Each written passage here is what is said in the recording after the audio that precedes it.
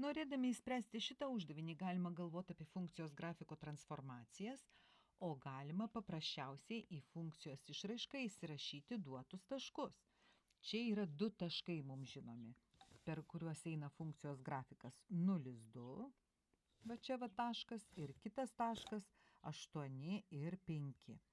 Tai jeigu aš tą pirmo taško koordinates va čia įsirašau, aš gaunu y yra 2 lygų a kart kubinė šaknis iš 0 plus b. Kubinė šaknis iš 0 yra 0, dauginsiu iš a 0 ir iš karto gaunu b lygų 2. Tai matėsi iš karto, kad tai yra kubinės funkcijos grafikas, tai yra kubinės šaknies grafikas, kuris būtų atrodęs štai taip per 2 pakeltas į viršų. Galėjom iš karto pažiūrėti. B lygų 2.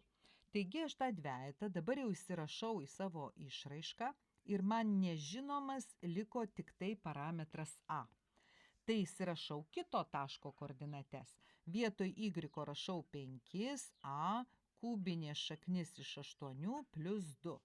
Ištraukiu kubinę šaknį iš 8. Štai 2a gaunu lygų iš 5 atimu 2, 3 ir a lygų 3/2 arba pusantro. Viską surašau čia. Viskas.